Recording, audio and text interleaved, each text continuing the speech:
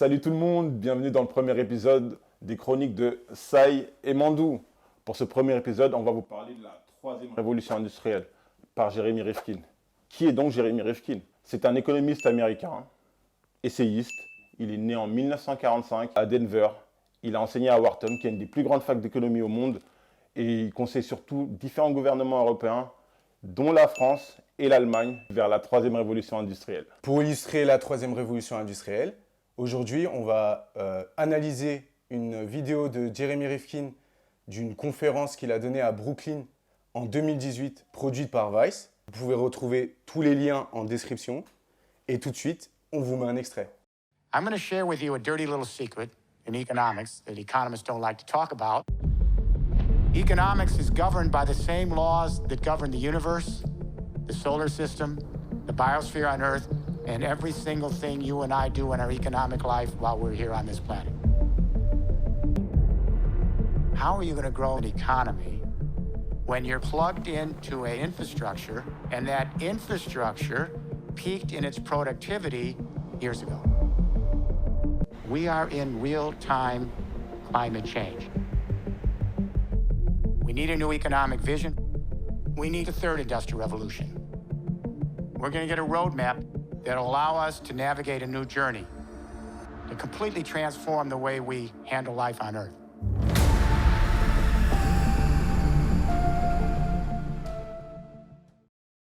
Pour vous expliquer la théorie de la troisième révolution industrielle, elle se repose sur 5 piliers essentiels. Le premier, c'est passer à l'énergie renouvelable pour nos besoins de consommation, construire des infrastructures comme les maisons, des immeubles capables de produire de l'énergie, trouver les technologies et les moyens de stocker cette énergie, se doter d'un Internet intelligent de l'énergie et réinventer notre façon de transporter les biens et les personnes. Afin de mieux comprendre la troisième révolution industrielle, il faut surtout comprendre les deux premières. Il y a eu deux révolutions avant la troisième qui ont permis de parvenir à ce moment dans l'histoire où la deuxième révolution a culminé à un point où on doit se poser des questions pour trouver de meilleures façons de vivre tous ensemble. Et on va vous parler de la première révolution industrielle. C'est une révolution industrielle en général, c'est plusieurs éléments de l'économie et de la société qui s'accélèrent et qui convergent tous en même temps pour créer un boom, donc une révolution, et ça crée une nouvelle économie. La première, donc fin du 19e siècle. Ce qui a convergé, c'est le fait de pouvoir utiliser le charbon pour faire de la vapeur et en même temps converger cette technologie, cette nouvelle technologie, dans l'imprimerie et dans donc un moyen de communication. Aussi créer des moyens de locomotion justement qui se nourrissent de cette énergie, notamment comme le charbon, pour pouvoir distribuer les biens et services un peu partout. Donc cette nouvelle vitesse qui rentre, on n'est plus obligé de passer par les chevaux, par la mer, etc. On peut juste avoir des longs rails qui relient ouais, c'est ça, en fait, ils ont mis la technologie de la vapeur dans un train. Et ça peut paraître super simple pour nous, mais à l'époque, c'était révolutionnaire. Par exemple, aux États-Unis, c'est ce qui a permis la conquête de l'Ouest. C'était vraiment créer ces lignes de rails-là. Ensuite, donc à la fin de ça, on a donc début du 20e, on a l'arrivée de la deuxième révolution industrielle qui, elle, est celle sur laquelle on repose actuellement, donc qui est celle des énergies fossiles. Donc on a eu l'invention du télégraphe. Donc on a commencé à avoir le premier système de communication à longue distance. En plus de ça, on a découvert les énergies fossiles. Et l'électricité centralisée, ça veut dire l'État contrôle l'électricité fournie par exemple aux États-Unis. C'était ça, après la Deuxième Guerre mondiale, c'était construit, il y avait un grand plan. Le New Deal de Roosevelt, c'était de construire des barrages partout aux États-Unis pour fournir l'électricité à bas coût à tout le monde. La deuxième révolution, c'est celle de l'électricité, l'énergie fossile, les moyens de locomotion, donc des voitures avec Henry Ford. C'est cette révolution-là. Le fait de pouvoir déplacer l'économie, voilà. Le fait de pouvoir communiquer l'économie et le fait de pouvoir produire de l'énergie. Encore aujourd'hui, malgré l'avance qu'on croit avoir dans plusieurs domaines, tout repose sur le prix du baril du pétrole. Sur l'énergie fossile. Voilà, pour vous donner un exemple, en 2006, il y a eu la crise parce que le baril de pétrole, il est monté à 178 $. L'OPEP a décidé de faire tomber le prix du baril afin de relancer l'économie. Sauf qu'entre-temps, il y a eu des autres industries du pétrole qui sont venues concurrencer les grands industriels du pétrole et ça ne leur a pas plu. Du coup, en 2014 ou en 2011, ils ont cassé le prix du pétrole, du baril du pétrole à 30 $, ce qui fait qu'aujourd'hui, il n'y a plus d'industrie parallèle du fossile. Il ne reste que les grands de l'industrie du pétrole. Il n'y a plus de gaz de schiste, il n'y a plus rien, vous n'entendez plus du tout ça, parce qu'ils ont cassé totalement le prix du baril. Aujourd'hui, le robinet, il est totalement ouvert, quoi. La question que ça pose, c'est surtout cette responsabilité qu'on a par rapport à notre planète, mais surtout de comprendre le lien étroit qu'il y a entre cette production de pétrole, ce besoin constant de l'énergie fossile, avec la responsabilité qu'on a de protéger la planète dans laquelle on vit. C'est-à-dire qu'aujourd'hui, on ne peut pas encore prétendre être cette civilisation très avancée, mais qui ne peut pas exister si ce n'est sans prendre à sa planète. On sait très bien que c'est un écosystème qui ne peut pas fonctionner parce qu'il y a toujours plus d'humains, il y a toujours moins de ressources. Donc il n'y a même pas besoin d'aller très loin pour comprendre que c'est un système qui n'est pas viable. Une deuxième étape aussi importante, c'est la productivité. La productivité aujourd'hui, elle est basée sur deux éléments essentiels qui sont l'humain, donc la main-d'œuvre, et les machines. Sauf qu'on s'est rendu compte qu'on est à un taux de productivité aujourd'hui qui n'a pas évolué ces 30 dernières années de 14% et pour les meilleurs qui sont les Japonais de 20%. Alors ce que Mandou essaie de vous expliquer, c'est surtout que justement avant on calculait la productivité que des meilleurs employés et des meilleures machines étaient responsables d'une certaine partie de ta productivité. Le problème aujourd'hui dans notre société, c'est qu'on ne calcule pas l'énergie qu'on perd à produire un bien ou un service. Ouais. C'est-à-dire que des fois, et pas que des fois, souvent, on prend un t-shirt, une voiture, un service, on ne se rend pas compte en fait qu'on perd bien plus d'énergie à produire ça que l'énergie elle-même du produit.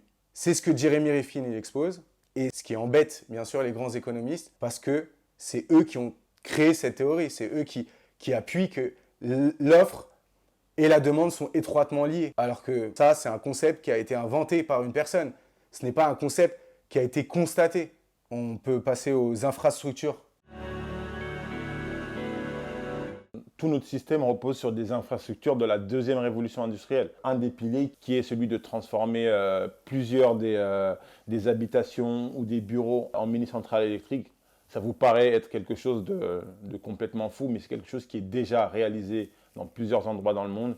A contrario, on a les États-Unis qui sont les rois de la deuxième révolution industrielle, qui ont été à la tête pendant toute la deuxième révolution industrielle. Ils ont pris un retard parce que dans leur inconscient, ils étaient toujours en avance, donc ils n'ont jamais eu besoin de faire cette réflexion-là. Sauf qu'aujourd'hui, ils sont en retard. Sauf qu'aujourd'hui, ils sont en retard sur tout le monde. Et c'est surtout sur les infrastructures. Ouais. Et c'est surtout ce qui risque de faire leur retard dans la troisième révolution industrielle. Donc changer tout le climat, tout le paysage géopolitique mondial. Donc pour les infrastructures, je pense que vous comprenez facilement qu'il faut changer les infrastructures pour qu'elles soient plus intelligentes. Et quand on dit plus intelligentes, tout simplement plus clean, plus autonome. C'est quelque chose qui est vraiment atteignable. Le chapitre 4 de la vidéo qu'on analyse, c'est la marge zéro et la naissance de l'économie de partage. Alors dit comme ça peut être un peu dur à comprendre. La marge zéro, le coût marginal, c'est exactement l'énergie dont on parlait tout à l'heure. C'est combien vous coûte l'énergie. Et quand on dit énergie, c'est-à-dire peu importe le produit, c'est vraiment toute la chaîne de production. La chaîne de production demande de l'énergie, mais elle demande de la matière première qui elle-même a demandé de l'énergie, etc. On se rend compte aujourd'hui que le coût marginal, c'est vraiment la base de notre prochaine société. Pourquoi? Je vous donne un exemple très simple. Faire une vidéo YouTube, produire une musique, une chanson sur une plateforme, le coût marginal, c'est zéro. Ça s'approche du zéro. Parce que ça vous demande le matériel. Indépendamment de ça, ça ne vous demande pas d'argent et d'énergie pour diffuser la vidéo. Et là, on rentre dans l'économie de partage. Ça crée un autre type d'économie. On se pose d'autres questions que le profit. On se pose à quel moment ce que je fais est utile. Il y a une nouvelle génération qui ne va plus ressentir ce besoin de juste créer à la recherche du bénéfice financier. Ils vont avoir plus une responsabilité sociale. Et ça, c'est vraiment, vraiment la base de l'économie de partage. Et on y est vraiment. On a commencé à ouvrir la porte de l'économie de partage. Et c'est important de prendre conscience. On va revenir sur la conscience, mais c'est vraiment très important de prendre conscience qu'on y est. Et c'est ce qu'on fait, si vous regardez bien, c'est ce qu'on fait. On partage ce qu'on a compris, ce qu'on a Exactement. appris avec vous et pour. Vous êtes juste devant votre PC ou devant votre téléphone. Ça ne vous coûte rien d'avoir accès à cette info-là. Vous n'avez pas besoin de payer un magazine ou un abonnement à un journal. Vous avez juste besoin de regarder. Le prochain chapitre de la vidéo qu'on analyse, c'est comment financer la transition. Comment on finance la transition? Pour vous donner un chiffre, en 2012, on a investi plus de 700 milliards dans les infrastructures du XXe siècle, de la seconde révolution industrielle. C'est quand même de l'argent qu'on aurait pu investir dans la transition. Et c'est là où je parle de l'importance de notre société et qu'on est tous importants. Parce que quand on vote, par exemple, c'est important de vérifier ça aussi, de voir quels moyens, quelles possibilités on a d'améliorer, entre guillemets, notre situation. Et ça, c'est un élément qui pourrait améliorer considérablement notre situation. On peut regarder ce qui se passe en Europe, notamment en France et en Allemagne. Il y a aussi quelques trucs dans les pays nordiques, mais surtout en France, dans les Hauts-de-France, on a le programme justement de la troisième révolution industrielle présenté par Jeremy Rifkin a été accepté par quelques pays européens donc, qui ont choisi, eux, de l'appliquer pour montrer la voie, notamment la France. Donc dans les Hauts-de-France, il y a un plan, vous pouvez aller sur le site des régions des Hauts-de-France, vous allez voir, c'est le projet RV3. Donc ça parle un peu de la troisième révolution industrielle et comment elle est applicable au niveau régional. Parce que surtout, ce qu'il faut comprendre sur la troisième révolution industrielle, c'est que le régional est très important. La décentralisation. La décentralisation, mais pour quasiment tout. C'est bien, c'est de vivre en communauté, c'est d'être plus en contact avec sa communauté, donc de comprendre sa responsabilité par rapport à sa communauté. Donc dans les Hauts-de-France, ils ont mis un plan de 500 millions par an, donc qui a été voté. Donc votre responsabilité au niveau législatif est des plus importants en ce moment, c'est-à-dire ce monde auquel on aspire, il faut qu'on le vote, il faut qu'on signifie que c'est vraiment ce qu'on veut et pas autrement. Donc 500 millions par an, ils ont créé un livret d'épargne justement où les citoyens peuvent choisir volontairement de déposer leur argent pour la troisième révolution industrielle, de justement aider à financer ça. Ils ont choisi la région des Hauts-de-France parce que c'est une région, dans un rayon de 300 km, on a plus de 100 millions de personnes qui vivent. C'est un croisement de différents pays. Du coup, c'était le bon endroit justement pour faire ça, pour faire ce micro-plan, pour voir ce que ça peut donner au niveau européen. On a la Chine aussi. La Chine, pour le coup, peu de personnes le savent, mais la Chine, c'est un pays qui, dans son histoire, a dû mouvoir rapidement. Pour vous donner un exemple, ce que la France a pu faire en 20 ans, l'Allemagne a pu le faire, et dépasser même le programme de la France, en 7 ans. Ce que l'Allemagne a pu faire en 7 ans, et quand on dit pu faire, c'est-à-dire débloquer les fonds, c'est très simple. Eh bien, la Chine l'a fait en 6 mois. Ils ont débloqué un programme en 6 mois de 82 milliards étalés sur 4 ans. Ce programme, il servira à ce que l'ensemble de la population chinoise puisse produire sa propre électricité. Et ça, c'est super important parce que c'est la base de l'économie de partage. On le sait très bien dans l'histoire, l'électricité, c'est aliéné à l'humain. Tous les humains ont besoin d'électricité et c'est surtout un moyen de développer l'éducation, l'accès au savoir et aussi libérer les femmes parce que c'est quelque chose de connu dans l'histoire. Parce que quand il n'y a pas d'électricité, les femmes et les enfants sont la main-d'œuvre. Si tu as une famille de 5 enfants, c'est eux qui sont l'énergie. C'est eux qui vont chercher de la nourriture, c'est eux qui vont l'eau. Et l'électricité permet de substituer à ça, du coup, ils peuvent s'occuper d'autres choses, notamment s'instruire, choisir le type de vie qu'ils veulent, etc. Donc financer la transition, c'est quelque chose qui nous incombe à nous, bizarrement. Donc, et comprendre que c'est notre responsabilité et c'est une responsabilité qu'il faut qu'on fasse savoir à nos hommes politiques. Exactement. Et à nos femmes politiques, leur faire comprendre que ce n'est pas une utopie. Là, on ne vous parle pas d'utopie, là, on ne vous parle pas d'un rêve qui est inatteignable. Le chapitre qui suit, c'est sur l'emploi de masse. En fait, aujourd'hui, on se rend compte dans le monde qu'on a atteint des taux de chômage immenses, que si on continue comme ça, eh bien, la productivité, de toute façon, elle va baisser, elle va régresser.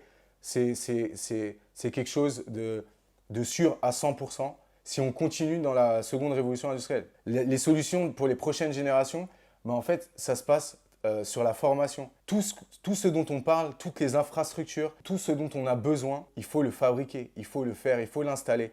Et ça, c'est quelque chose qui incombe aux nouvelles générations dans le fait de se former et aux anciennes générations dans le fait de créer les formations et de donner accès aux formations. Ouais. Ça aussi, c'est quelque chose qui passe aussi par le vote. Quand on élit quelqu'un, eh bien, il faut qu'on ait conscience de son programme pour savoir s'il est dans une transition dans l'emploi aussi. Ouais. On peut le voir à une certaine échelle.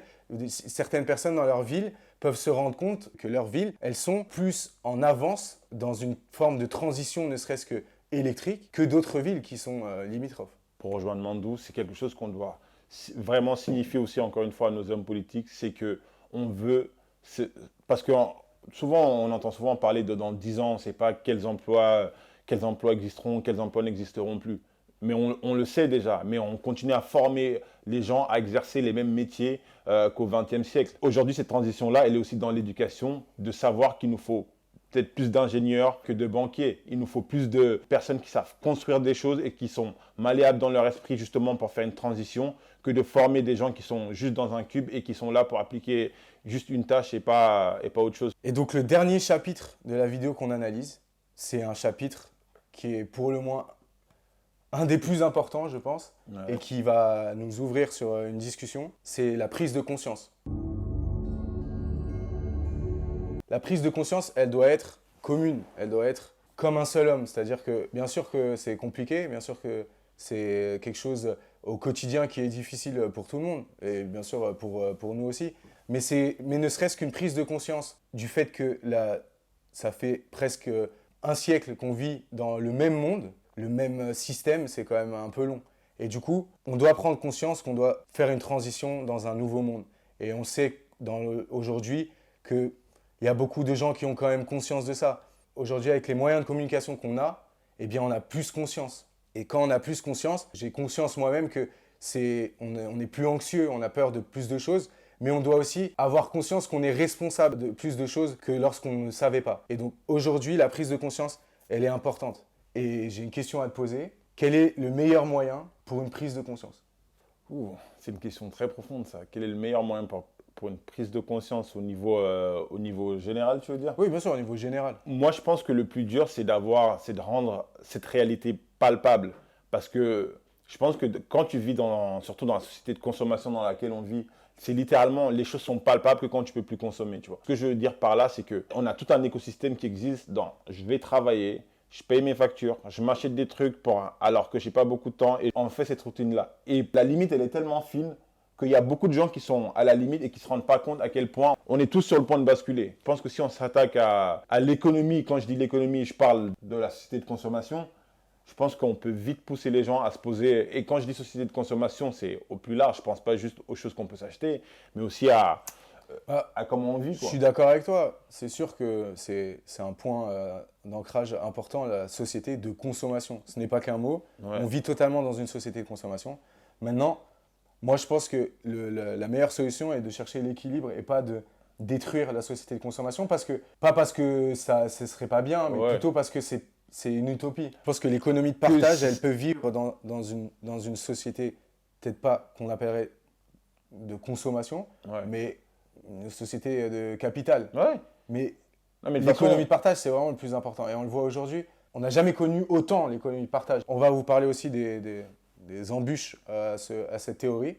Ouais. Mais la théorie en elle-même, en tout cas pour Sai et Mandou, c'est une théorie qui est obligatoirement applicable. C'est-à-dire que pour nous, c'est important que ça ne reste pas qu'une théorie, que la révolution... Parce que c'est que des mots. Troisième révolution industrielle, ça peut faire peur. Mais tout ce qu'on veut, c'est que de plus en plus de personnes soient assez riches, et dans le sens littéral, pour pouvoir vivre, tout simplement. Vivre et avoir une vie heureuse. Et ça incombe des choses, bien sûr.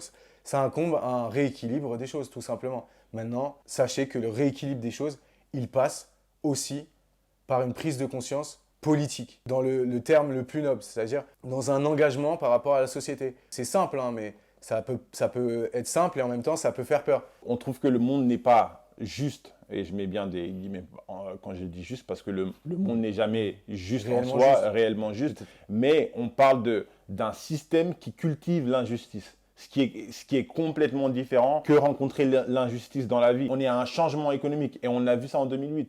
On a vu ça avec la crise des subprimes. Il y a plein de gens qui étaient dans une santé financière Ils ont perdu des exceptionnelle, millions. très bien, leur famille, leurs enfants dans des grandes écoles. Donc, ils ne se sentaient pas concernés par la responsabilité qu'ils Ils ont avaient. épargné Voilà. toute leur vie pour leur retraite. Exactement. le Et système comprendre est tombé. qu'aujourd'hui, le plus grand investisseur, par exemple pour tous ceux qui cotisent pour leur retraite et tout, les plus grands investisseurs au monde, ce sont les fonds de pension. C'est pour comprendre à quel point tout ça est lié, que demain, il suffit que le coût du pétrole explose pour que vous perdiez vos économies. Et comme on a vu en 2008, personne n'a payé le prix de toutes ces pertes humaines, de toutes ces destructions de vie qui est liée à un système qui est complètement volatile. En fait, tout est devenu sujet à polémique, Exact. ne serait-ce que le plus simple. Donc l'eau, c'est un sujet un des plus importants sur notre planète. En France, 60% de l'eau potable est utilisée pour le nucléaire. Donc en fait, on utilise 60% de l'eau qui devrait être accessible à tout le monde pour refroidir les usines, les réacteurs nucléaires. Et en plus de ça, des fois, l'eau, elle arrive trop chaude. Du coup, on utilise de l'eau chaude et on utilise de l'énergie pour refroidir l'eau. On ne calcule même plus justement ce coût marginal. Le coût marginal, dans la seconde révolution industrielle, il veut rien dire. Il veut absolument rien dire. Dans une économie de partage où chacun produit son électricité, où on a moyen de recentraliser le surplus d'électricité afin de pouvoir le redistribuer et pas refaire du profit dessus, mais le redistribuer ou l'utiliser pour des biens communs, et bien tout de suite, vous voyez un système qui s'écroule. En Allemagne, 7% de l'électricité est produite par les 4 gros industriels de l'électricité au monde. Ça a été simple en fait. Ils ont dit, vous voulez pas participer? Bah c'est pas grave, les gens ils vont participer. Les gens vont participer. Et aujourd'hui, l'Allemagne a pour objectif en 2040 d'être 100% au solaire et à l'électricité propre. Bien sûr, on est conscient que l'électricité propre aujourd'hui, à 100%, eh bien peut-être qu'elle n'existe pas. Il faut avoir conscience que les gens qui tiennent le discours de le solaire ou l'éolien, c'est pas si propre que ça, eh bien le solaire et l'éolien, c'est à des années-lumière du fossile. C'est une industrie, le fossile, qui détruit totalement la planète. Moi, quand j'étais petit, il n'y avait pas de tornade dans le nord de la France. Aujourd'hui, bah, c'est classique. Des inondations dans le sud de la France, et bah, c'est tous les ans. Et ça, c'est lié au changement des courants marins. C'est lié au changement climatique. La conscience, et c'est là où je te parlais de conscience, c'est que je pense que où c'est important la conscience, c'est parce qu'il y a aussi certains scientifiques qui parlent de 6e extinction. Ouais, de masse. De masse. En fait, moi, je pense qu'il est important de savoir, c'est que je ne sais pas si c'est à cause des religions ou à cause du Père Noël, mais il est important de comprendre qu'en tant qu'être humain, il n'y a personne qui va venir nous sauver. Je sais qu'on a ce truc, on vit tellement dans des trucs institutionnalisés où on croit qu'il y a toujours un sauveur. On croit qu'un jour, s'il y a des grands incendies qui se déclenchent, il y a le président, il va venir. On l'a vu en Australie, voilà, on a la mémoire courte, on a déjà oublié. Exactement, il faut comprendre que il n'y a personne qui peut être conscient à notre place. On est obligé de faire ce travail-là par nous-mêmes. On ne peut pas juste aveuglément compter sur les politiques en se disant oui, ils savent mieux que nous ce qui est bien pour nous. Exactement. Non, instinctivement, que ce soit, et je parle même pas au niveau éducation, je parle juste au niveau de ce qu'on veut chacun pour la planète, c'est-à-dire pour nous, ne serait-ce que égoïstement, pour nous, nos enfants et les enfants de nos enfants. On veut qu'ils aient un endroit où vivre, on veut qu'ils aient les mêmes chances que tout le monde. Je parle même pas parce que chacun a ses injustices, etc. Mais ne serait-ce que pour ce que tu veux pour les gens que tu aimes le plus, si tu veux rendre cela possible dans ce monde, la 3e révolution industrielle est une des façons dont c'est possible. On est obligé de passer par le partage. On peut plus être dans une économie où la moitié de la planète se lève pour travailler pendant que moins de 100 personnes profitent de tout leur labeur et ensuite on se demande pourquoi le monde il est injuste. C'est pas possible, genre. C'est pas ça l'égalité. Je pense que pour le mot de la fin, on va rester sur une petite note positive. Une note positive. Donc, je pense que moi, j'ai super confiance à la nouvelle génération. Parce que la nouvelle génération, comme je l'ai dit au début, elle est certes plus anxieuse que notre génération, parce qu'elle est plus au courant de ce qui se passe dans le monde. Dans les années 80, on ne savait pas ce qui se passait à la première guerre du Golfe. Nous jeunes, en fait. Aujourd'hui, il suffit de prendre notre téléphone et on a l'information. Et je sais que les jeunes aujourd'hui, ils ont plus conscience. Et j'ai confiance en la nouvelle génération parce que je sais qu'ils ont comme référence vraiment l'économie de partage. Ouais. Et ça, c'est quelque chose d'important. Moi, Ils on ont le voit au quotidien. c'est quelque chose que notre génération à nous, on n'a pas connu dans notre enfance et peu connu puisqu'on a été formaté en avance. Mais aujourd'hui, les clés, elles sont dans les mains de tout le monde, pas que de la nouvelle génération, mais entre autres de la nouvelle génération, mais de notre génération et de la génération qui est au-dessus de nous. Tout le monde est responsable, mais avec, je pense, beaucoup d'amour, je pense qu'on peut arriver à de grandes choses. Il faut cultiver l'empathie. Il n'y a que comme ça qu'on peut avancer. Il faut comprendre que oui, la concurrence, être le meilleur, oui, c'est important. C'est important pour la. Si tu veux te défier toi-même, oui, défie-toi toi-même tous les jours. On est tous Essaye humains, de une toute meilleure façon. version de On toi-même. n'est pas tous les jours la même chose, c'est Voilà. pas la question. Mais c'est juste avoir une ligne de conduite, un minimum, dans le partage en fait. Parce qu'on dit économie de partage, mais économie c'est un mot, mais dans le partage. Et je sais qu'on dit ça, mais beaucoup de gens qui le font, et même Ouais, bien plus que nous. Bien sûr. En tout cas, comme on vous a dit, on vous laisse tous les liens Juste du en- trailer et de la vidéo en entier Dans la description. juste en dessous. N'oubliez pas de like, De follow. de follow, de subscribe, de partager sur la cloche. dans toutes les langues. Comme ça, vous aurez toutes nos notifications. Et à la prochaine. À la prochaine.